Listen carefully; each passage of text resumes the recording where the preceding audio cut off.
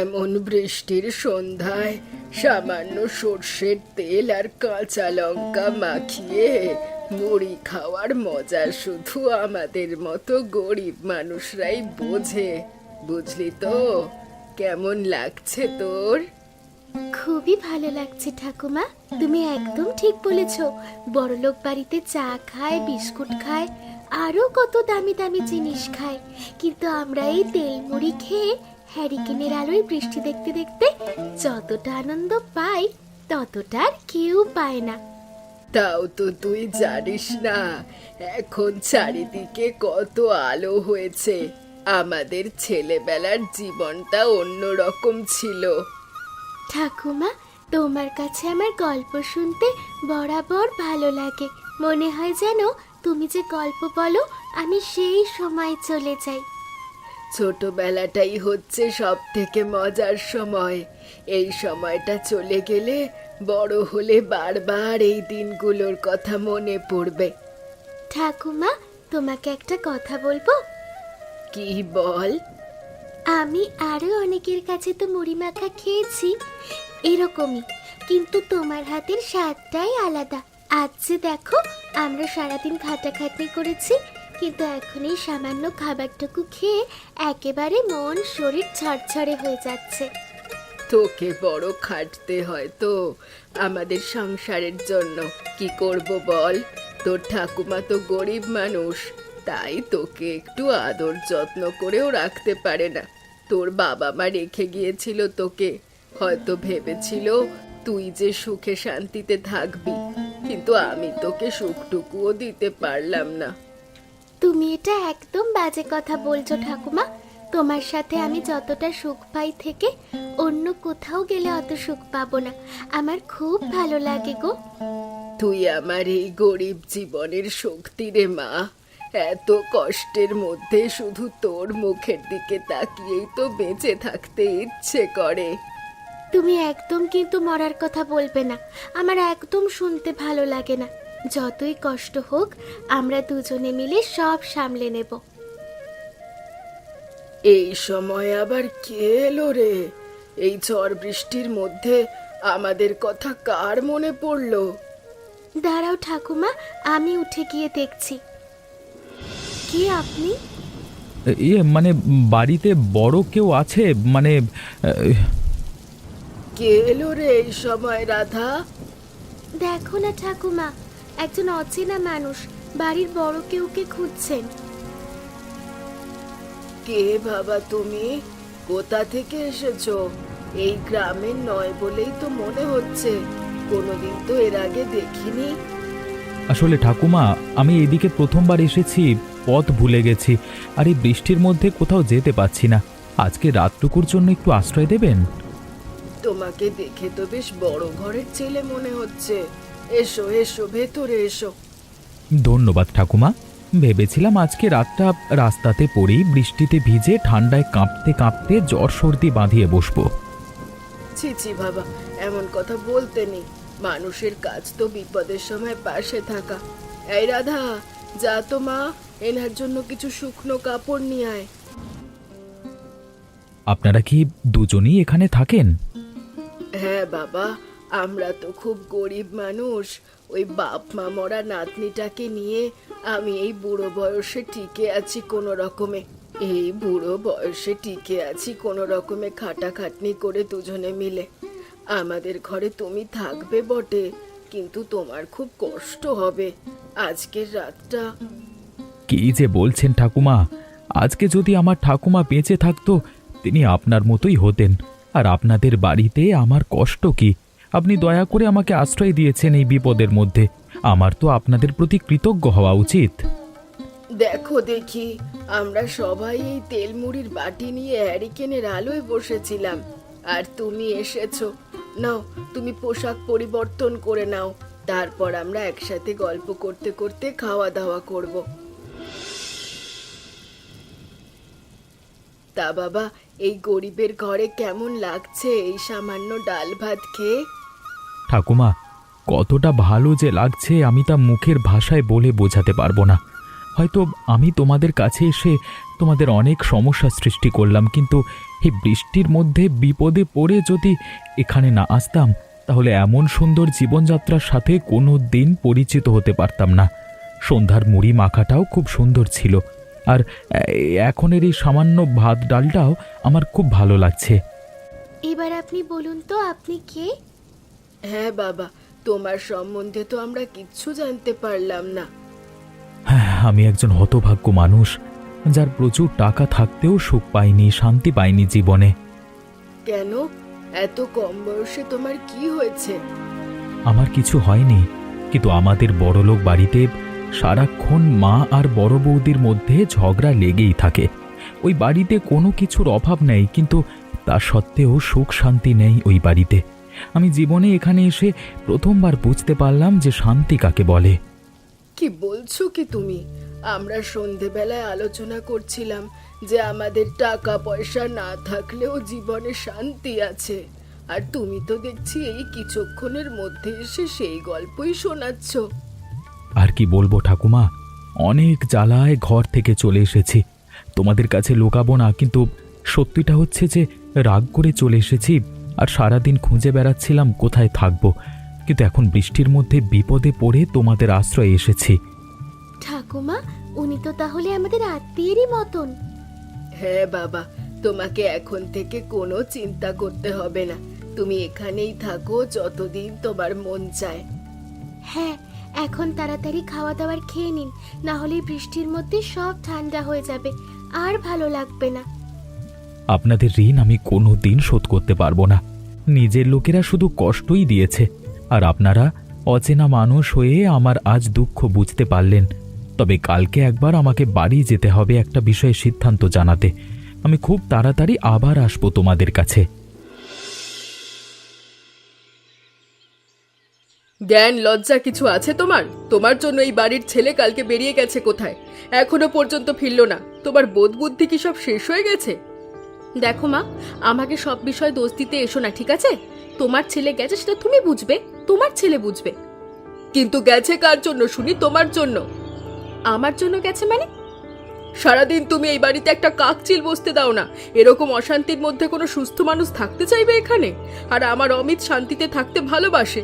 তোমার মতো একটা অসহ্য মানুষ সংসারে থাকলে তার পক্ষে থাকাটা কঠিন হয়ে ওঠে। সে তোমার জন্যই বাড়ি থেকে গেছে। হ্যাঁ, সব দোষ তো আমার। আর তুমি যে সারাক্ষণ ছোট ছেলে করো, তার বেলা কি হলো? এখনো তোমাদের ঝগড়া থামলো না? সারাদিন কি তোমরা শুধু ঝগড়াই করে যাবে?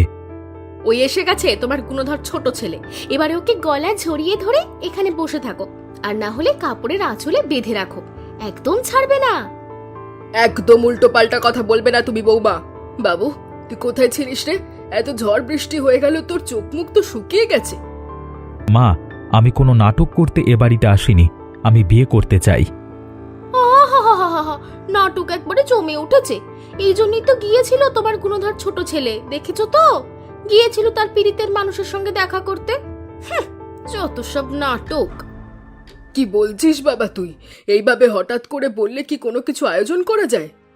সিদ্ধান্ত আমি নিয়ে ফেলেছি মা, এবং সে গরিব ঘরের মেয়ে। আমি কালকে রাতে তাদের বাড়িতেই ছিলাম, বিপদের মধ্যে আশ্রয় নিয়ে। তারা খুব ভালো মানুষ। কিন্তু এই বাড়িতে কি সে মানিয়ে নিতে পারবে? প্রশ্নটা সে মানিয়ে নিতে পারবে নাকি প্রশ্নটা তোমরা মানিয়ে নিতে পারবে, সেটাই হচ্ছে বড় কথা।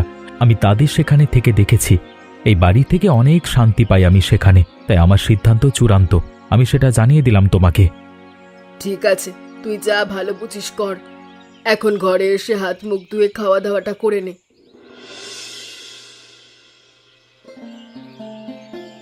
কি করছো গো ছোট বউ? বড়লোক বাড়িতে এসে দেখছি কয়েকদিনের মধ্যে রসিয়ে রসিয়ে রান্না করতেও শিখে গেছো। আমি তো জন্ম থেকেই গরিব বাড়িতে বড় হয়েছি, তাই রান্না বান্নার ঘরের কাজ ছোটবেলা থেকেই শিখে গেছি, আমাকে আর আলাদা করে শিখতে হয়নি। দেখি কেমন রান্না করতে শিখেছো। দেখো গো দেখো, ভিকিরি বাড়ি থেকে মেয়ে তুলে এনে রাজপ্রাসাদে বসালে কি হয় দেখে যাও সবাই। বলি, পাড়ার সামনে তো একেবারে আমাদের মান সম্মান ধুলোয় মিশিয়ে দেবে তুমি। এটা কি রান্না হয়েছে গো? কাকের গু? কেন, আমার তো মনে হয় না খারাপ হয়েছে। আর আমার স্বামী তো আমাদের বাড়িতে এরকমই রান্না খেয়ে ভালো বলেছিলেন। এখানে তো আমি আরো ভালো করে রান্না করেছি তেল মশলা দিয়ে। থাক, আর তোমার তেল মশলা দেখাতে হবে না। এসেছো তো বস্তি বাড়ি থেকে, শিক্ষা দীক্ষা কোথায় পাবে তুমি? সেরকমই রান্নাটাও করেছো। এই জিনিস কি আর মানুষ খেতে পারে? আর খেলে তোমাদের মতোই গরিব যাদের রাখায় আমাদের মতো উচ্চ শিক্ষিত সভ্যভদ্র মানুষের খাবার নয় এটা। কি হয়েছে বড় বউ, তুমি আবার ঝামেলা করছো কেন? খেয়ে দেখো না তোমার নতুন ছোট বউ কিরকম ছোট লোকের মতো রান্না করেছে। এমন কি খারাপ হয়েছে বড় বউ? তোমার সব সময় দোষ ধরা স্বভাব। তুমিও তো খুব ভালো রান্না করো না।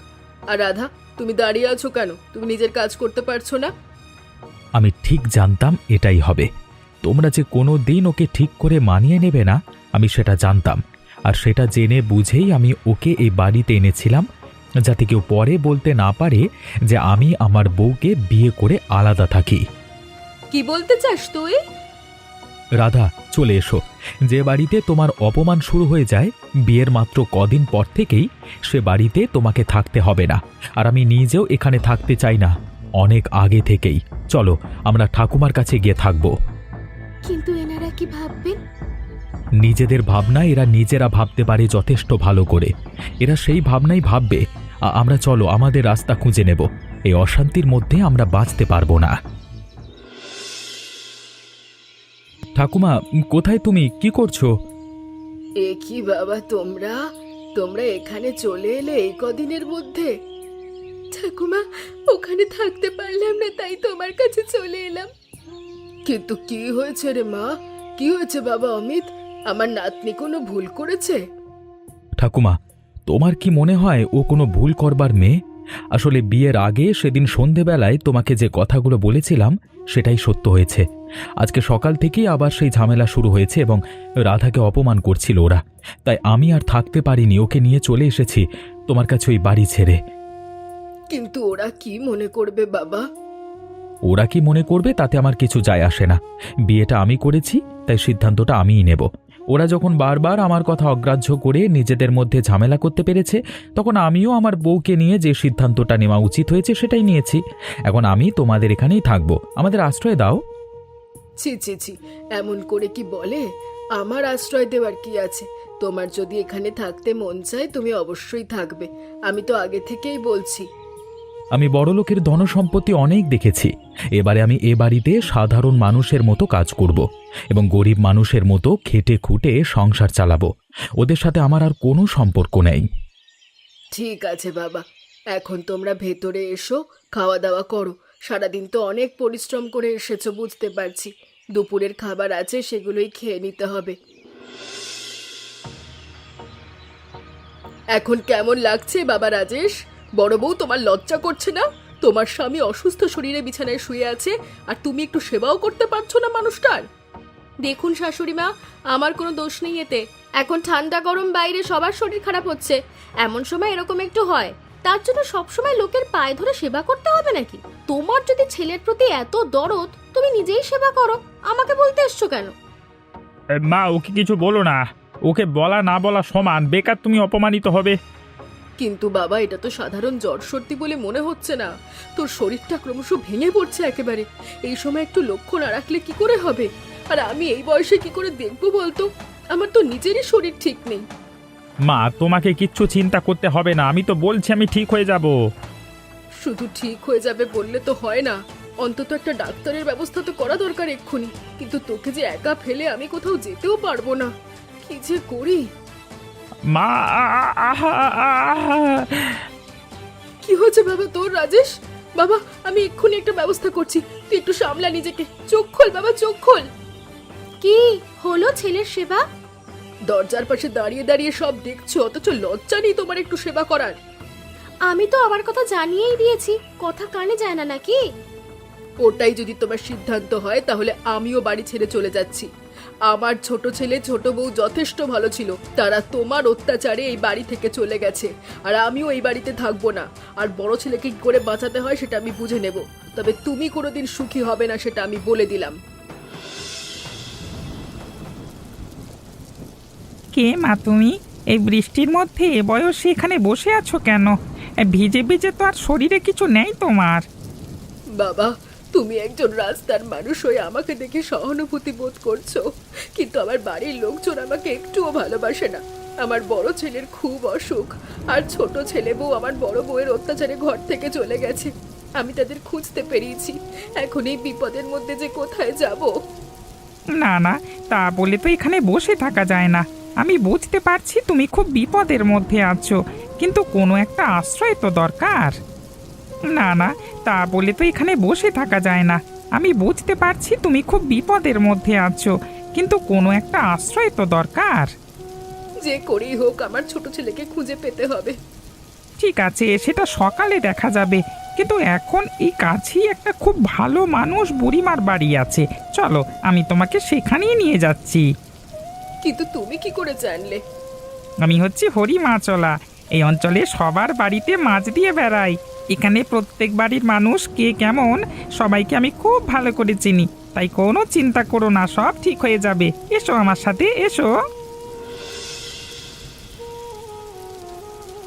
দরজা খোলো বুড়িমা, দেখো আমি তোমাদের বাড়িতে কাকে নিয়ে এসেছি। আরে, ইনি কে?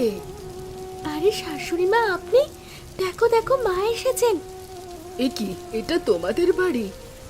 আরে মা, তুমি এই অবস্থায় এখানে কি করছো? আরে, তোমরাই তাহলে এর ছোট ছেলে বৌমা? দেখেছো কেমন কাণ্ড।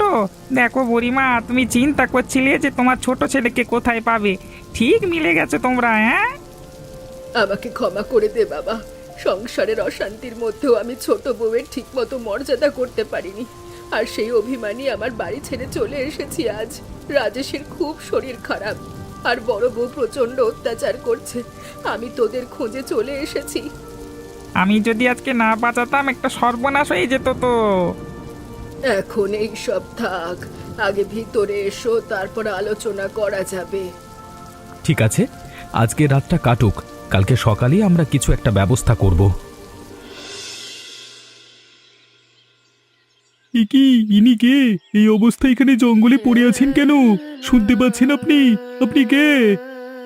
আমার মাকে আমার বউ তাড়িয়ে দিয়েছে, তাই আমি অসুস্থ অবস্থাতেও ওই বাড়ি ছেড়ে চলে এসেছি। আর পারছি না, আমার বড্ড শরীর খারাপ। কিন্তু এই অবস্থায় সারা রাত এই বৃষ্টির মধ্যে ভিজে তো আরো খারাপ হয়েছে। না না, এইভাবে আপনাকে এখানে কিছুতেই ফেলে রাখতে পারবো না আমি। না না না না না। আপনি আর এখানে কিছুক্ষণ থাকলে সর্বনাশ হয়ে যাবে। এই কাছে একটা ভদ্রলোকের ঘর আছে, আমি সেখানে নিয়ে যাব আপনাকে, চলুন। দেখো দেখো বুড়িমা, তোমাদের বাড়িতে কাকে নিয়ে এসেছি। এনাকে একটু বাঁচাও, না হলে তো সর্বনাশ হয়ে যাবে।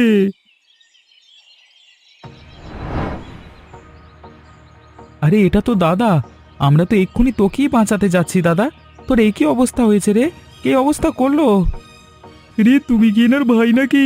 আমি তো জঙ্গলের পথে এনাকে পড়ে থাকতে দেখেছি। বলছিল যে বউ বাড়ি থেকে বার করে দিয়েছে মাকে, তাই দুঃখে চলে এসেছে। বাবা, তুই সুস্থ হয়ে যা, আমরা ওই বাড়িতে ফিরে যাব না। এখানেই অনেক শান্তি, আমরা এখানেই থাকব। উপরওয়ালা যখন আমাদের এই গরিব ঘরেতেই মিলন করিয়েছেন, তাহলে আমরা ভেতরে এসো, সবাই মিলে ওকে সুস্থ করা দরকার। তুই তাড়াতাড়ি যা আমার রাধা, একটু গরম জল করে নিয়ে আয়। এবারে মনে হচ্ছে বেঁচে গেলাম। সব থেকে বড় কথা, শান্তি লাগছে এখানে। এবারে তোমরা বুঝতে পারছো কেন ওই ধন সম্পত্তি ছেড়ে আমি এখানে এসে পড়ে আছি? সত্যি ওই বড় বাড়িতে কোনো কিছুর অভাব নেই, কিন্তু ওখানে সুখ শান্তি বলে কিচ্ছু নেই। তাই এটাই অনেক ভালো আমাদের জন্য। আর ওই বড় বউ একদিন ঠিক নিজের ভুল বুঝবে। নিজে যখন বিপদে পড়বে তখন ওকে বাঁচানোর জন্য কেউ থাকবে না। ভালোই হলো, আমরা একটা পরিবার হয়ে বাঁচতে চেয়েছিলাম। ওখানে না হোক, আমরা এখানে এক পরিবার হয়েই থাকবো। আর শুধু আমরা ভালো মানুষরা থাকবো, কোনো হিংসুটে মানুষদের এখানে স্থান নেই। অমিত বাবা, তুমি একটু ডাক্তার ডেকে আনো, আমি সবার জন্য রান্না বসাচ্ছি। সত্যি এই বয়সকালে জীবনে অনেক কিছু শিখতে পারলাম। তোমরাও আশা করি আমাদের গল্প থেকে অনেক কিছু শিখলে। আচ্ছা, তোমরা বলতে পারবে, আমার ছেলে যখন প্রথম এই বাড়িতে এসেছিল, তখন ওকে অন্নপূর্ণা প্রথম কি খেতে দিয়েছিল? উত্তরটা কিন্তু কমেন্ট করে জানিও। আর আমাদের মতোই সুখী পরিবার হয়ে তোমরা সবাই এক জায়গায় থেকো। আর আমাদের চ্যানেলটা সাবস্ক্রাইব করে আমাদের সঙ্গে থেকো। আর আমাদের গল্পটা বন্ধুদের সাথে শেয়ার করতে ভুলো না। টাকা পয়সা না থাকলেও সকলে মিলেমিশে থেকো তোমরা, ঠিক আমাদের মতন করে।